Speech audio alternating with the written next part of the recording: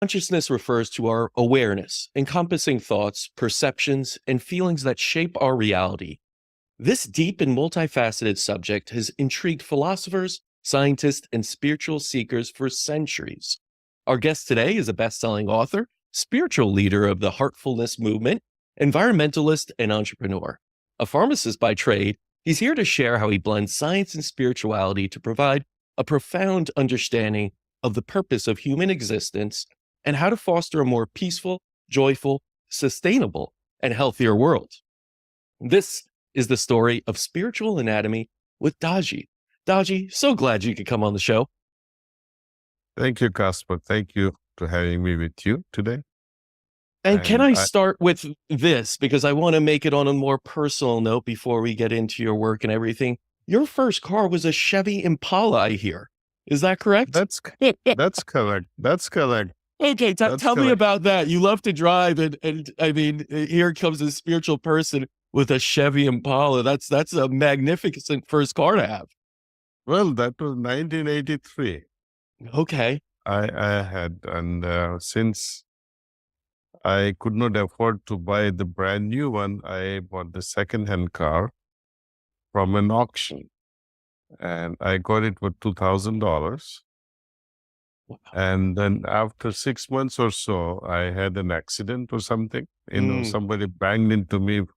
I was making a left and he was showing a wrong signal and straight coming into me. Ooh. And that's how I lost my Chevy. Well, you got to drive for a little bit, and it's remarkable that the first car was this such an iconic Impala used in Yeah, so it many really. songs and everything else. But let's go beyond the cars now and go into your story, your history a little bit more because I find it fascinating that you started off as pharmacist, which is a very Correct. biochemical, scientific mind, and then you ended up this spiritual leader, moving and inspiring millions. What was that kind of transition from this science mind to this spiritual one? Well, Casper, I always had this spiritual bent of mine, always. And even while studying pharmacy and then graduating out of it and doing mastery in the masters in pharmacy, and then later on practicing as a pharmacist, something forces you to do something. Is here to earn money, right? Yeah. And but while doing my professional services, even as a pharmacist, I remain at core a spiritual person because spirituality doesn't rob you of the things that you do in day-to-day world. You may be a scientist, you can be a doctor, you can be a housewife, you can be a bus driver, or you can be a janitor. But as long as we perform our work with the awareness at a different level, that you are also doing something out of joy, something out of duty, something out of a higher call.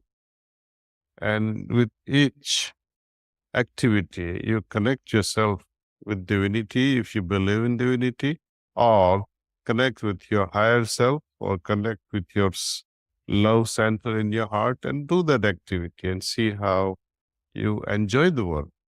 Because bringing in spirituality, meaning bringing in spirit of the work, meaning the love in your work, life changes. And I always found that bringing in spirituality, the love aspect, changes the very nature of work. Like I had pharmacists who were employed, interns who were employed, other ancillary staff members who were employed. And their attitude changes once you give them profit sharing. Mm. Right?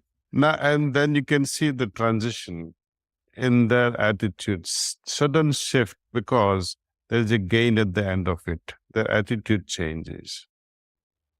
So in this game also with divinity and evolution, especially when we talk of consciousness, whole life, entire purpose of our existence is only this, to my understanding, that how we can evolve our consciousness. Mm. how we can become more perceptive.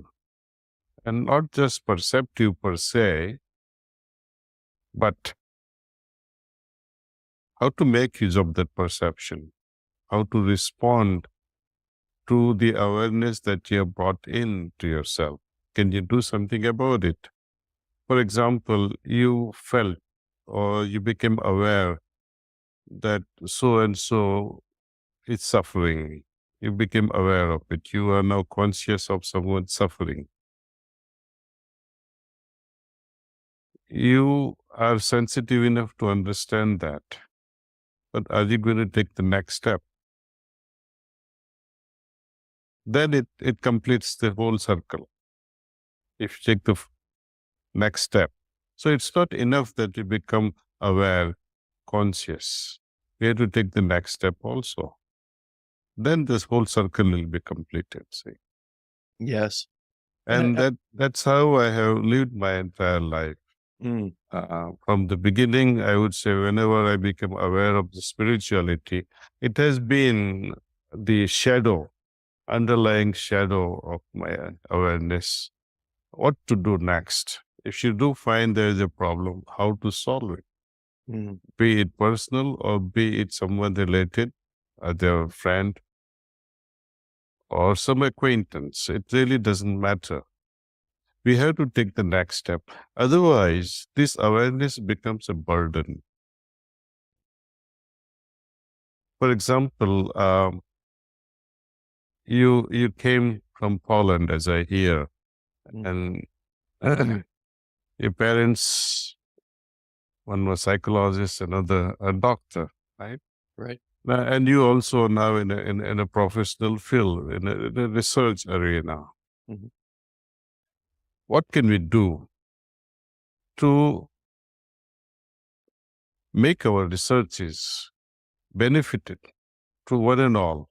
See, the medical field where we are creating personalized medications or personalized medicine for a particular disease.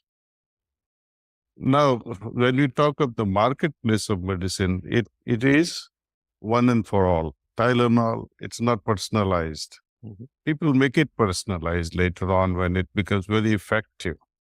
But when it comes to diseases like diabetes, and the reason can be individually different from person to person. Similarly, cancer, the reasons can be absolutely different. And how we target all this medicine. So this ability to perceive and to react, to respond in a very specific way demands a different level of mindset.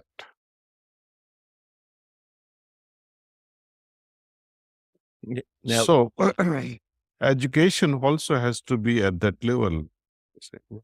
That one has to expand one's awareness and then also help to respond in such a way that maximum people can benefit out of it. Our consciousness should be such that if I have to serve one person and make one person benefit versus if I have to serve multitude versus one, I would prefer multitude. Mm. You see. Personalized medicine means you are able to cater only to the one who are able to afford it. But unless we make that protocol in such a way that that protocol can become universal in identifying the genes or the causes, that you just put that blood sample and it will identify that this person needs this way of treatment, this person needs that way of treatment. So it should become predictable. I know we are not there as yet, but Yeah. if we can think like that, I'm sure solution will be there at the end.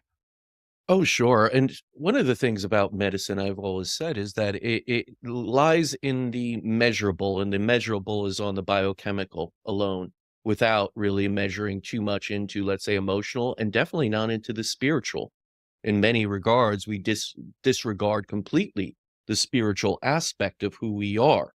We're at our core, we are spiritual beings, and many of our health issues begin on a spiritual realm. So, my question for you is, how do we measure our spiritual health?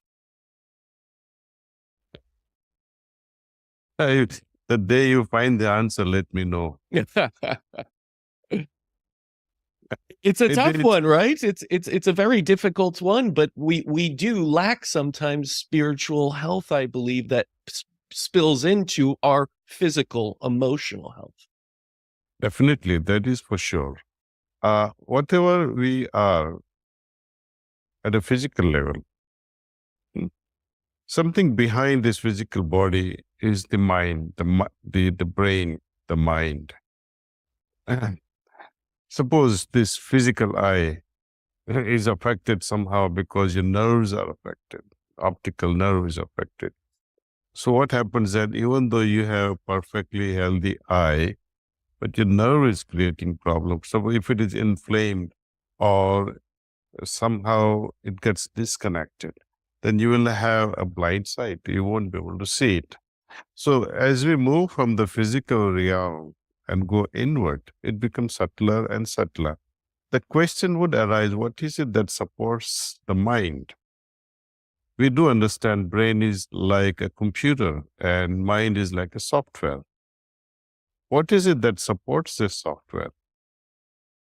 We all have understood one fundamental thing, that there is something within me which has come along and has stayed with me even now. It is still with me.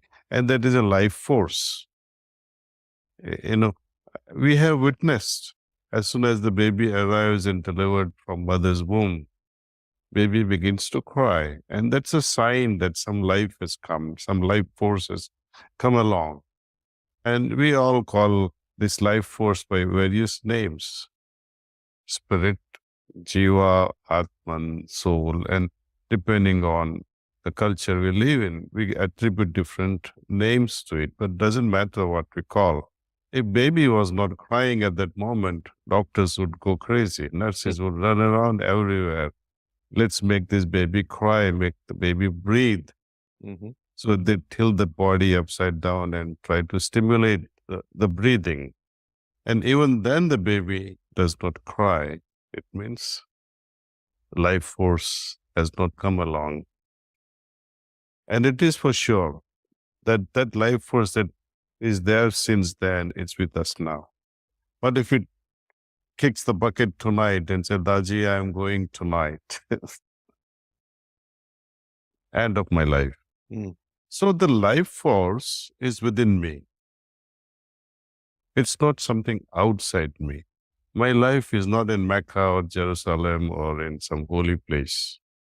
Or my life is not governed by somebody else. It is within me. Mhm. And we have to be at least be thankful, be grateful to that life force. Simple gratitude is enough. That thank you. And with this shift in attitude, I think we can begin our journey in the spiritual realm. This simple, grateful attitude towards that life force triggers our spiritual journey. And then the next step. Because every time we try to understand this life force, something happens magically in our heart.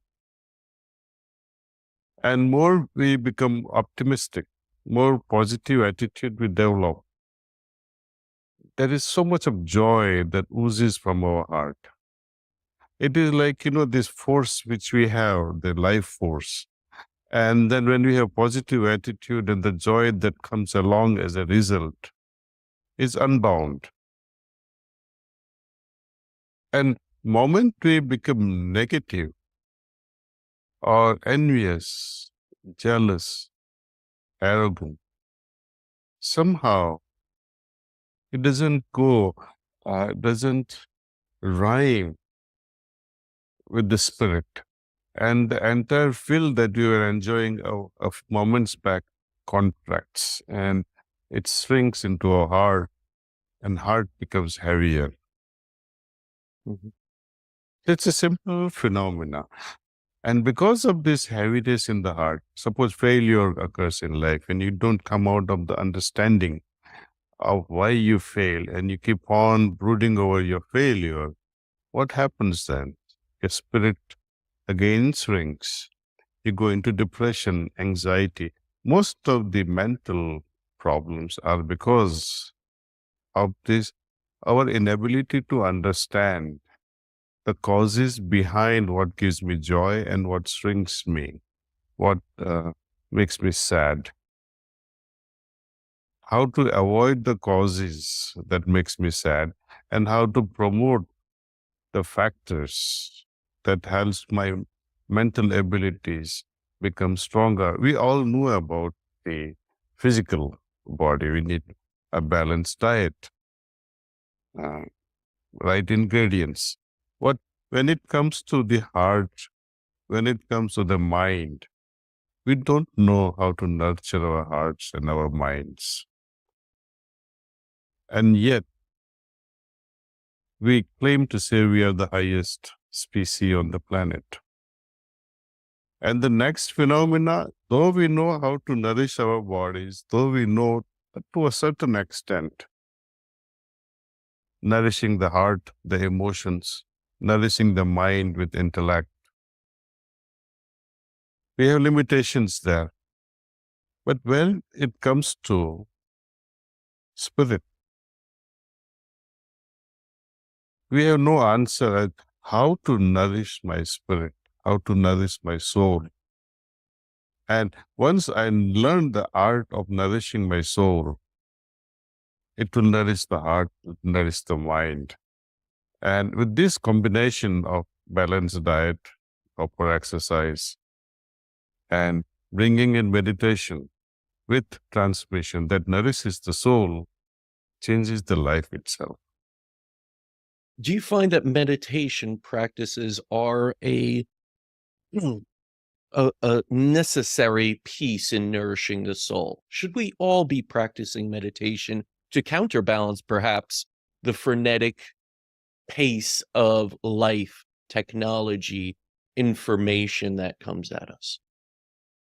You see, I've been practicing this since 1976. Mm. I have seen my colleagues meditating, friends meditating. Simple thing I share with you, Casper, that when you and your spouse, your children, just think of a moment when you are sitting together and meditating together. Imagine the amount of energy it creates and harmony it creates. Right? Many families coming together, sitting peacefully around a tree, just closing your eyes and remaining in silence for a few moments. Imagine children in a classroom. Before they begin the class, they remain relaxed, peacefully, drawn inside and waiting for class to begin. Right? Even if you don't believe in God, just closing your eyes and sitting silently and enjoying those lovely moments that you ever had in your life, recalling that again and again and cherishing it in your heart. I think that does so much of a healing also to our bodies. You become very peaceful, and with the peaceful heart, peaceful mind, and love oozing in your heart, I think even when you are dying, you will not feel that you are dying. You will wait for something grand to happen at that moment. You will become fearless because now you are moving into different world, different dimension altogether with confidence.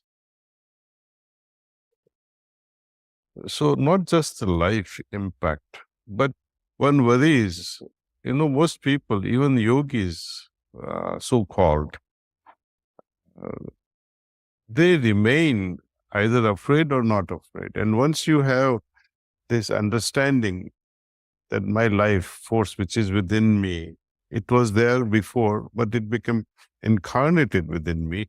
and it will move on later on also. So there is no end to this life force. So when the life force is not going to end, what am I worried about? Why should I be worried about? I found that a number of people that find themselves sick and unhappy, at their core, they could receive treatments. They could go after the physicality of everything, like you said, diet, movement, all these different pieces. But at the core, they lack purpose. Even if they obtain health after being in a disease state, without purpose, they find themselves back in disease state. Is meditation a practice that connects one with purpose? Is that something it can, one can obtain? Because people often ask, how am I supposed to find my purpose? Yes. In the beginning, I've seen people do come to us for meditation with known intentions that they would like to have peace of mind. Some people come to us because they are grieving because so and so whom they loved had passed on. Various people, they come, somebody is terminally sick and they want some peace, some stress-free life, worry-free life. Everyone comes for their own personal reason. Right? But here, as we meditate, we develop some wisdom and understanding that, okay, I did come for peace of mind. I did come for some joy in my heart. Now, having attained peace and having attained joy, what next? The goal keeps on receding and you become more and more a craving. You begin to crave for higher and higher level of, I would say, joy, higher level of peace. Because, this peace also, it's like a spectrum.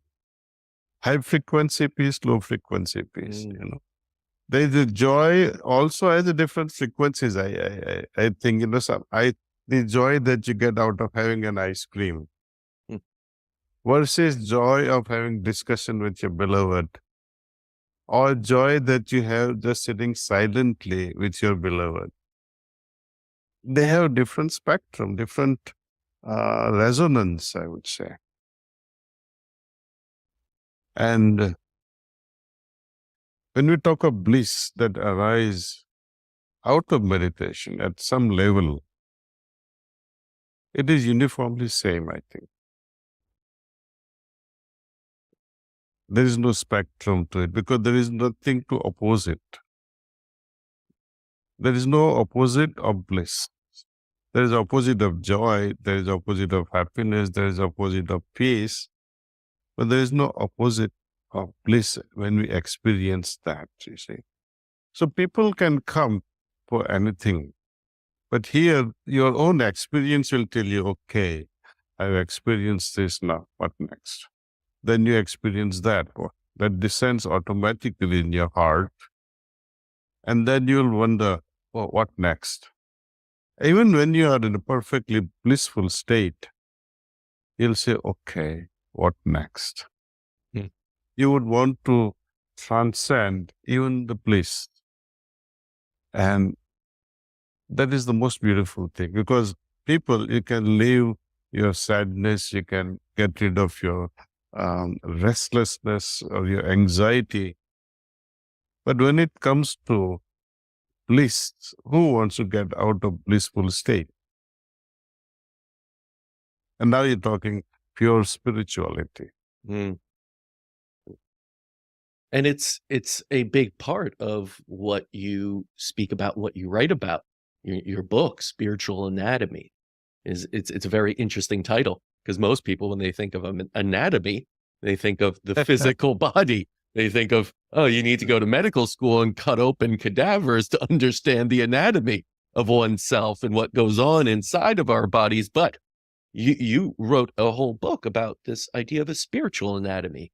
Can you tell me what Yes. that means to you and what the importance of a spiritual anatomy is? To me, spiritual anatomy, like our physical anatomy is there.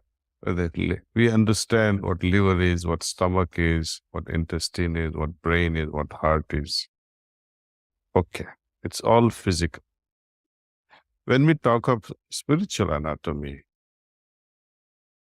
it's like energy vortexes. When I say there is a heart chakra, or there is a fire chakra, or there is a water chakra, are they there as a fire, or are they there as a water? No. When we describe that it is located 3 fingers above left nipple, the fire chakra, and 3 fingers below, if you go, it's a heart chakra. Would you find all these things within the body? Though they are located within the body, but you cannot physically find them because these are energy vortexes. Right. It's like longitude and latitudes on the planet Earth. Do we see the lines drawn everywhere? No.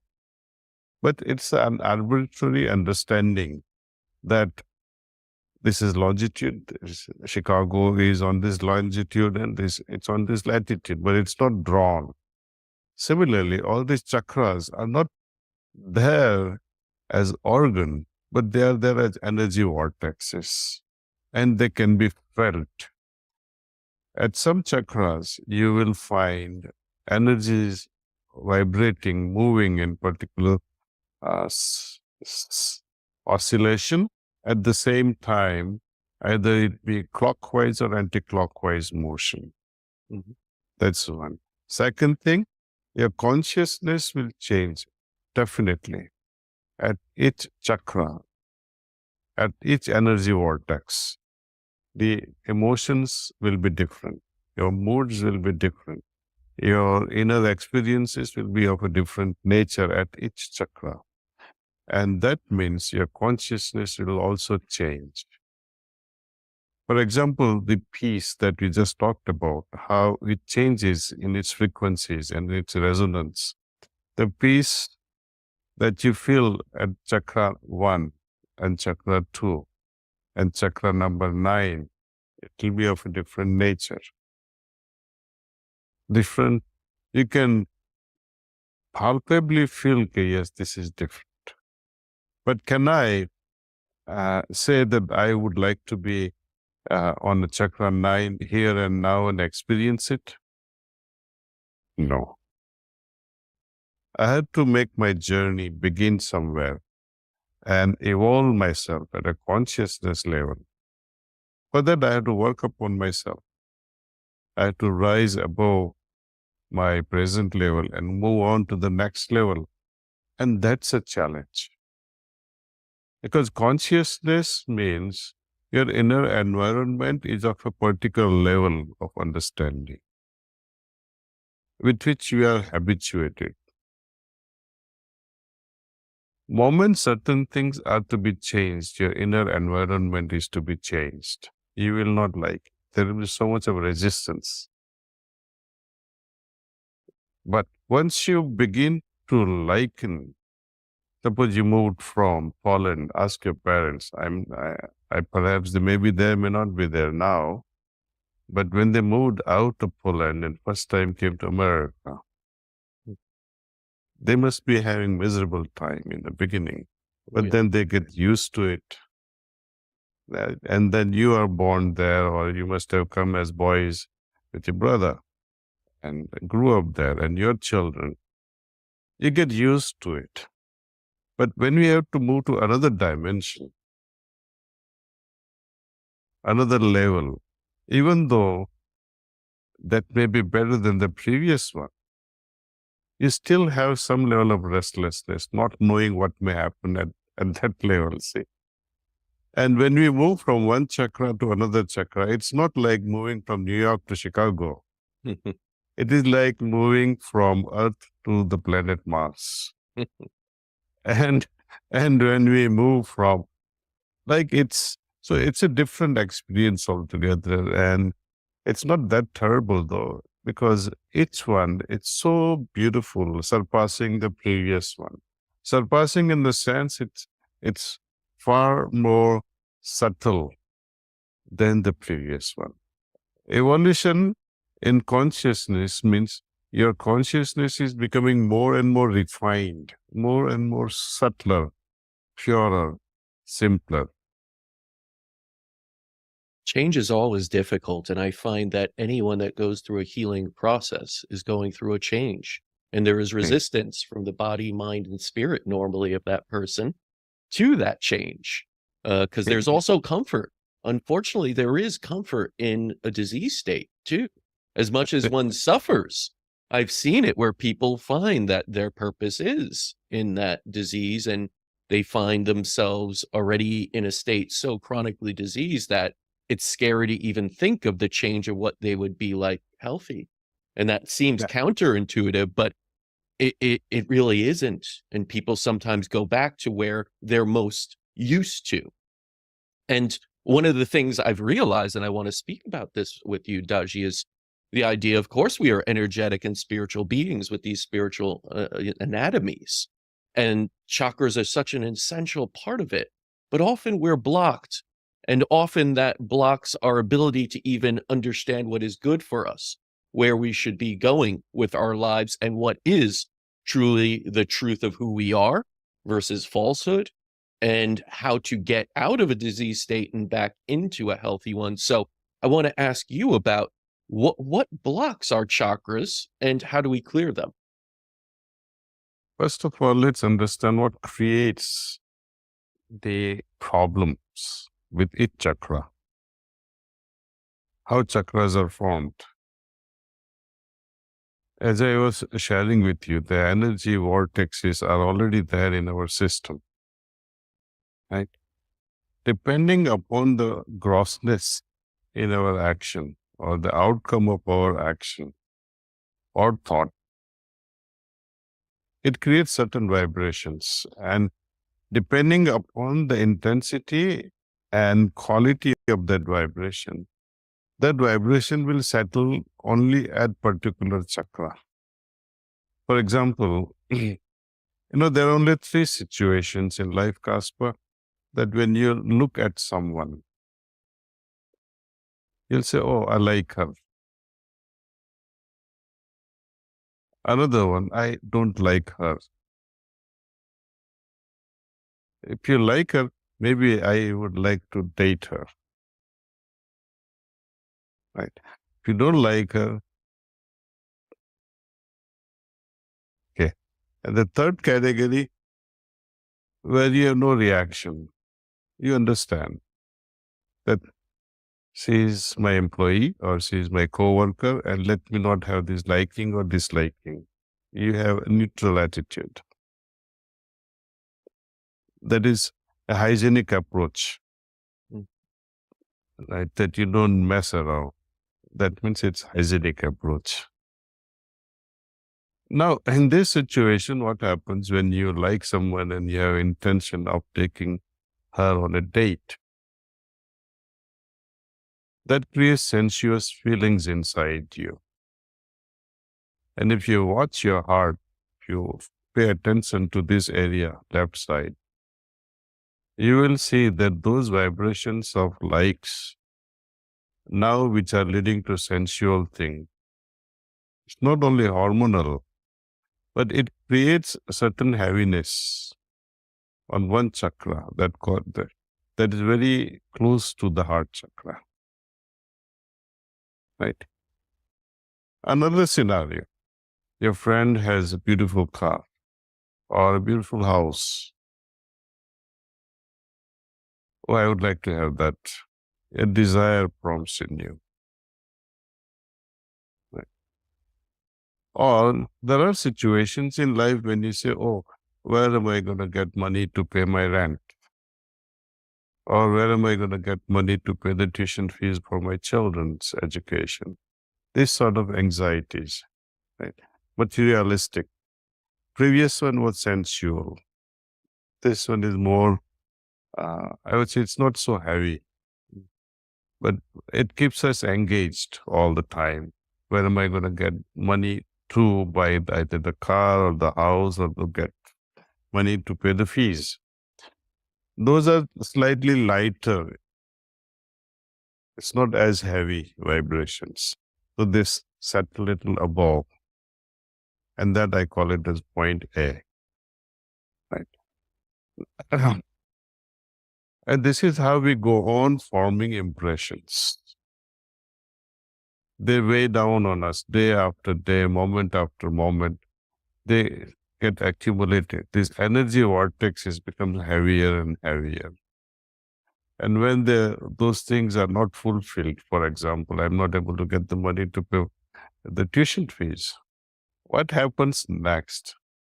These vibrations affect the next chakra. Right? And that chakra becomes heavier. And as a result, the peace, which is the nature of that chakra, is affected or blocked. So you become restless. And when you continuously remain restless, what happens then? It affects the next chakra. You become irritated. Someone asks you on a simple question and you're not able to answer with the joyful heart. And this constant irritation in back of your mind can make you angry also.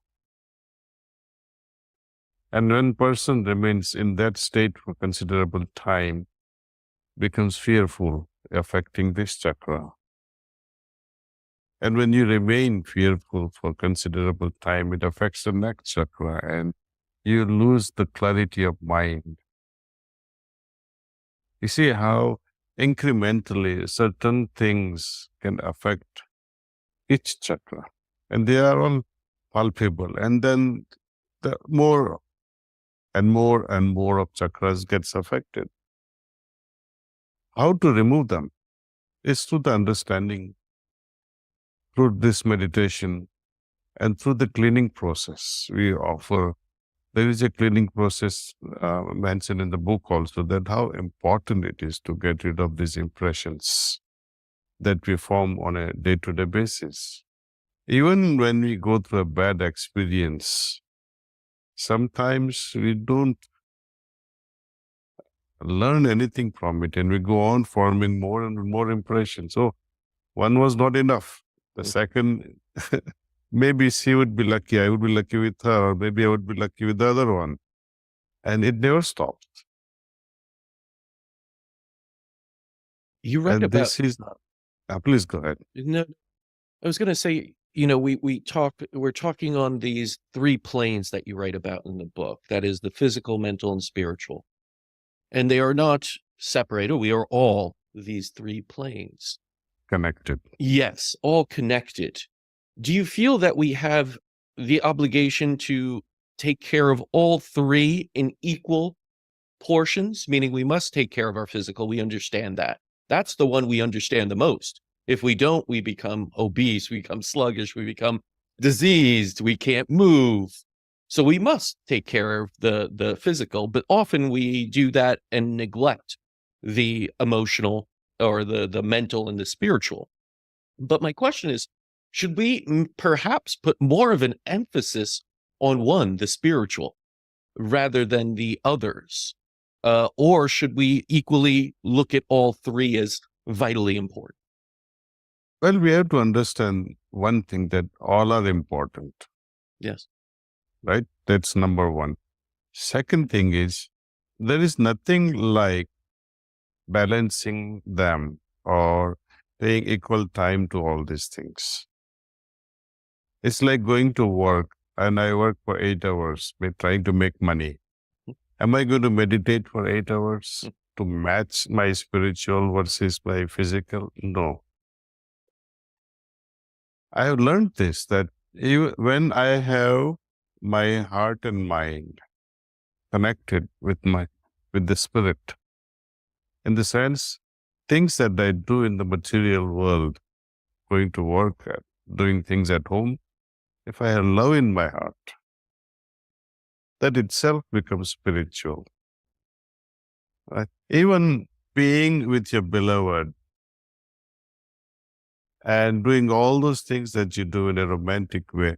And if your heart is truly connected with the divinity, that very act of romance can become divine,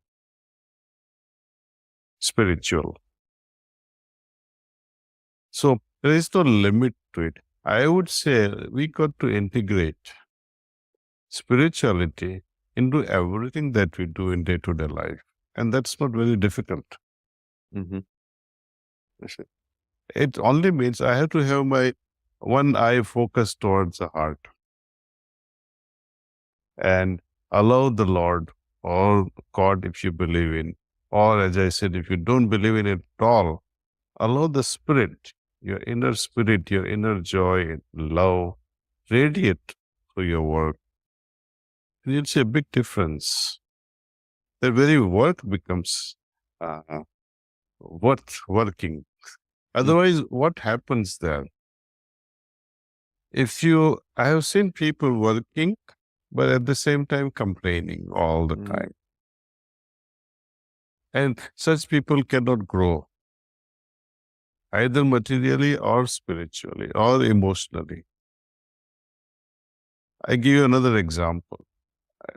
People or the laborers working in the farm, they keep complaining, oh, I had to work all day working for this bastard, or, so and so. They curse the boss who who has hired them. And you have entered his farm willingly, but you still curse. You work whole day and you keep cursing. Versus a person who just does the physical gym, going to gymnasium, doing perhaps less amount of work, or even doing more physical, strenuous exercises.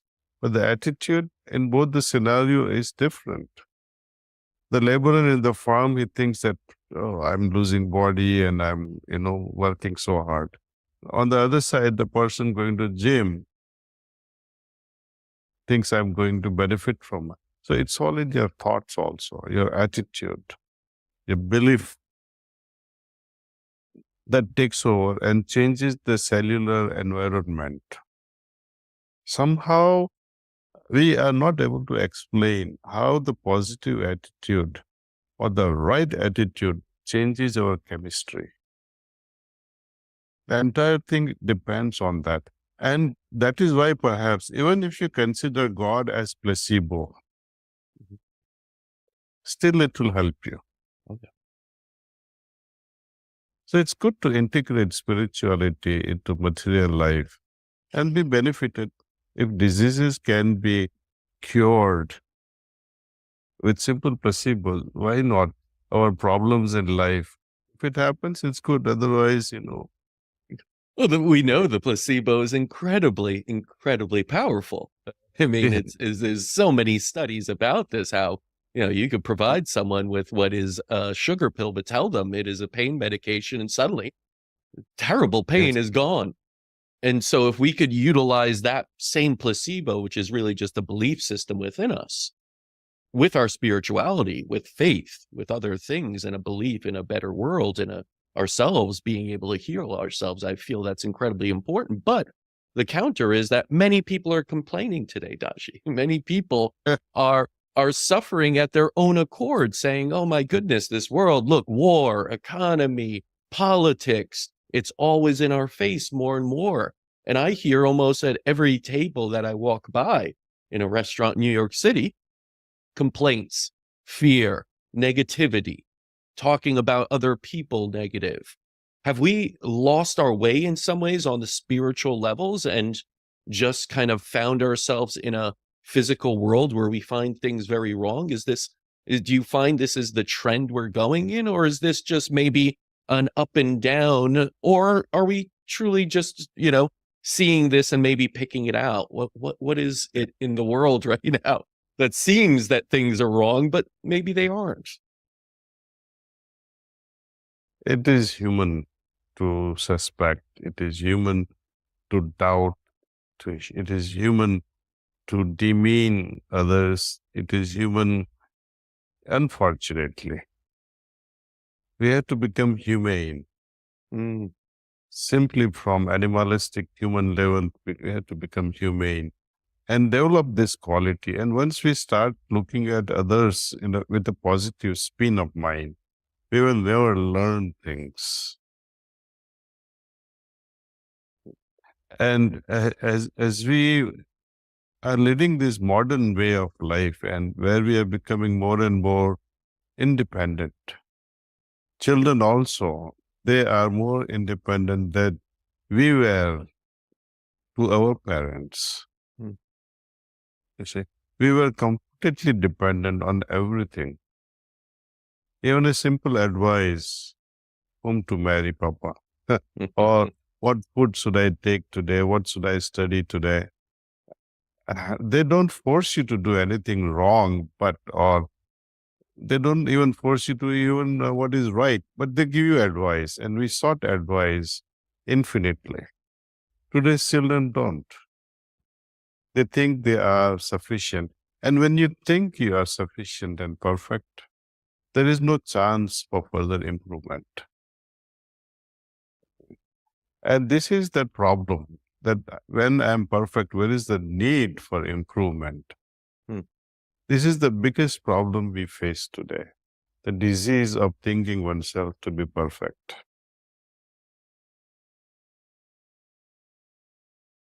The dependency is gone Yes. we depend on teachers for learning things. Now with this Google and AI, who knows, will we depend? And in fact, we try to argue.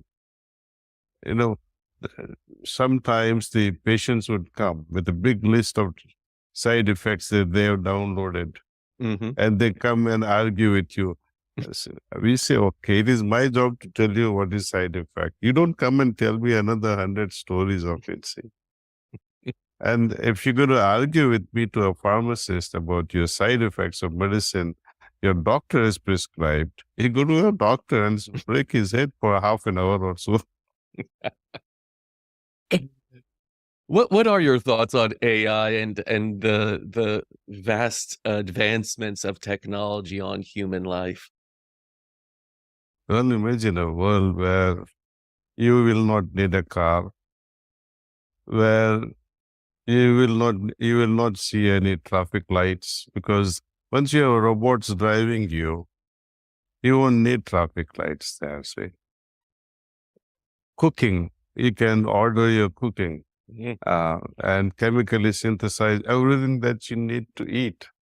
Uh, I think in one way it is very good. Another way, it's not so good also. So we have to pick what is best. It, but the way humanity is, it always chooses something that weakens you, Mm. makes you weaker and weaker and weaker. Too much dependency on this will take away the inner wisdom and strength that we have. Only few individuals who have made this AI, they will be the strongest. Though we benefit from it, we'll continue to become weaker and weaker and weaker. Mhm. And that population of AI creators, technology creators, let us see there will be 10 million people or 100 million people. The rest of the billions will not be as good. They will be simply, as they say, a driver in a driverless car. Mhm. You got to read that book by Vivek Wadhwa. He has Mm. brilliantly written, and that is the situation we are getting into. There is a driverless car, driverless world, and we want to be the driver in it. How is it going to happen? So this AI and the technology, it is great. I think it will, if we can take the benefit of it and the time we save. Imagine phone calls we used to make in 70s or 80s. Now we are able to chat. not only chat with our friends and others, we are able to even consult medically. We are able to get the advice over the phone. You take a picture of a plant with a disease and you are able to send the picture and you can say, okay, you spray Right. this medicine. You don't need even or to go to shops also. Now, who knows, in the future, they will just beam me Scotty and the material will come right in front of you. So there are great advantages, but what will you do with the time that you save? Do you have a great plan? If you don't, then the time you save and you're doing nothing will only going to destroy you. So we have to become smarter than the technology, become wiser, and explore spirituality sideways. Make it integrated part of existence. Then there is fun. I completely agree with you, Daji, that these things are not inherently evil or good. They are, in a sense, neutral, as most tools are. It's how humans use them. It's how we choose to use them. My father always said, in the hands of a trained surgeon, a scalpel is life-saving. It can cut you up and do, but in the hands of most people, it is a murderous tool.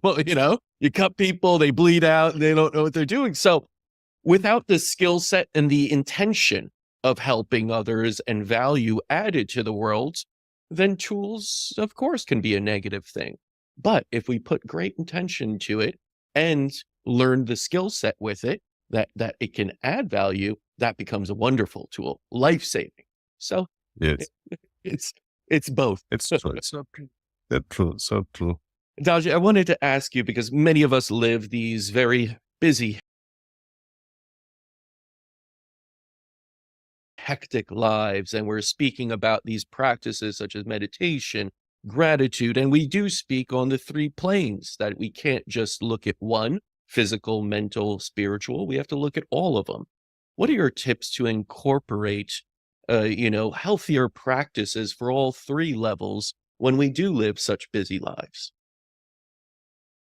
Well, one has to somehow masterfully regulate it in this busier schedule that we all live in. Make use of it. Uh, Directly involving spirituality or creating a separate timing for it is not very, I would say it's not very difficult. Mhm. How difficult is it to close your eyes for 10 minutes and sit silently? Is it, is it difficult? No. But do you really want it to happen? Then you can close your eyes for 10 minutes and let the higher powers do the work for you. Right. Similarly, when you come back home, just sit quietly for 10 minutes with your family. Just 10 minutes. Everybody's silent and see what happens. Just before you go to bed, just 2, 3 minutes of connecting yourself with your higher self and scanning the things that you did over the whole day. If you did anything bad, something that you shouldn't have done, promise yourself that I will not repeat. And things that you did well, see how you can improve upon it. So I think it is a continuous improvement thing. And moment you close our eyes in the morning, you know what generally happens? You scan your day's activities before time, and you're able to discard things that you would be forced to do, or things that planned that you are supposed to do, but in your mind you think that I should not waste so much of time on this. So you're able to actually save a lot of time. You are able to weed out unnecessary activities from your plans just in those 10 minutes. And if you're a businessman ordering few things here and there for your stock, then too you will be able to feel, I should not stock this. It's not as profitable. Or I may buy this from different vendor than the previous vendor. All these things come across in your mind. Because meditation means, it doesn't mean that you are thoughtless all the time. There will be thoughts. And there will be moments when You transcend the very mind itself and you feel so peaceful. But those are the very few moments out of that 10, 15 minutes. But that's why we close our eyes for a few minutes, so that at least out of those 10 minutes, I will have 30 seconds of transcended mind that gives me so much of freshness. So, to all the listeners and viewers, I would say, try this half hour if you can. Otherwise, 10 minutes, it's all right. Meditate with transmission and see how it changes your consciousness, and hold on to that improved consciousness day after day and see there's continuous improvement. It's very easy. It's as good as a child learning a bicycle. At the beginning, a child falls from the bicycle, bruises the knees. Here, there's nothing to bruise your head anyway, only closing your eyes. Later on, the child, he drops the three wheels, right? He has the supporting wheels and then starts to ride a bike on two wheels, rides to the school with friends, is continuously paddling, singing songs, let go of the hands also. At the same time, watching traffic. So if a child can merely paddle and go to school singing,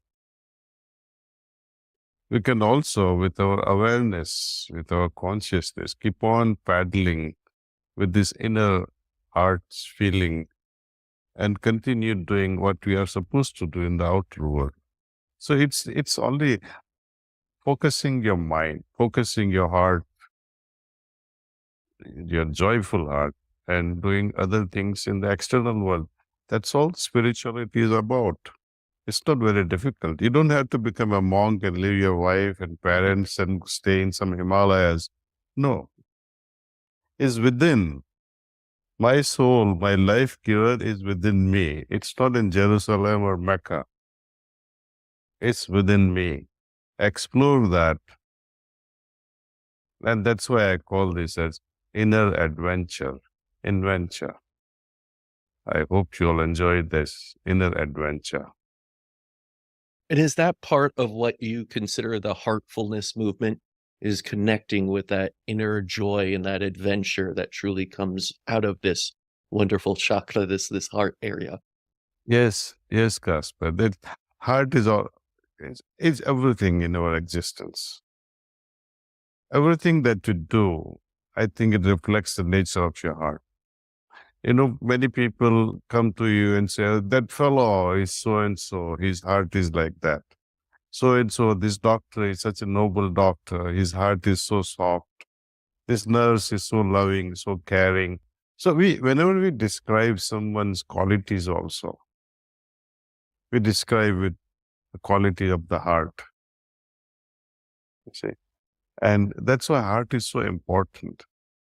And when we read such books like Heart Med Solutions or, there are so many researches done on the heart these days, and we understand the importance of the heart, not just physically, but overall happiness it is driven through the heart.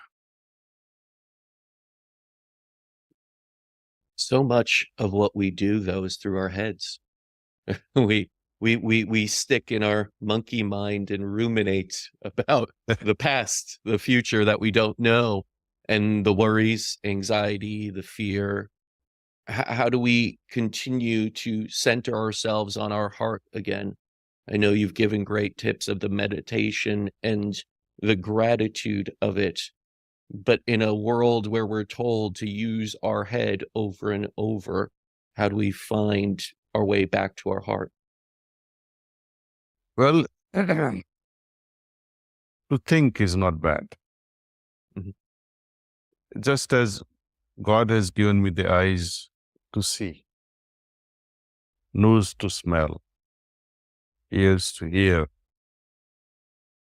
mind is to think. It is good that we are thinking. Now the question arises, I'd share with you a real lifetime example. I was once talking to students and faculty at one university in India, very prominent research institute. A professor came forward and said, how to educate my children so that they don't get tensed and stressed before exams. Can you teach us some meditation? I said, well, meditation can help remove stress. But why do you want to remove stress from children? Let them have stress. If they didn't have stress, they will not study at all. So some level of stress is required. Some level of anxiety is also required. But when it crosses limits, then we have to wonder.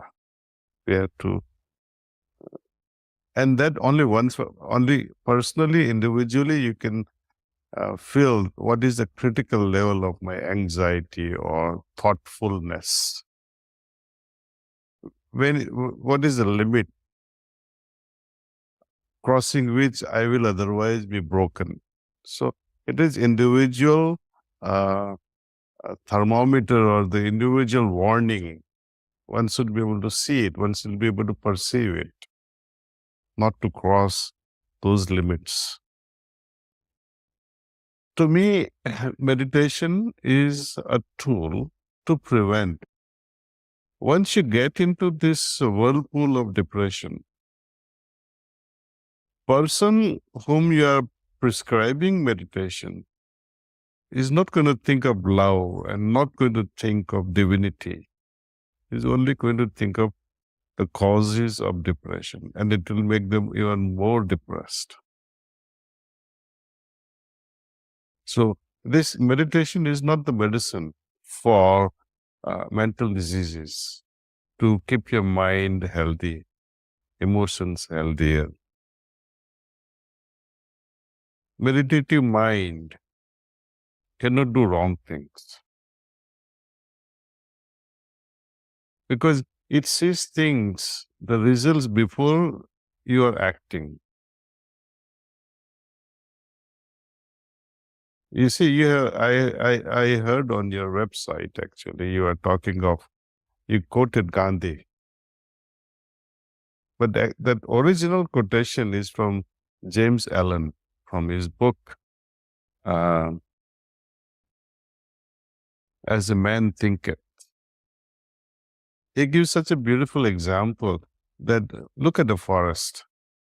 The seeds naturally are thrown everywhere. Birds, the wind, they do the job of circulating seeds everywhere, spreading seeds everywhere, and it is chaotic. Look at a gardener, look at a beautiful garden, where a gardener knows what to plant, where to plant, which plant will go where, and he creates a beautiful garden.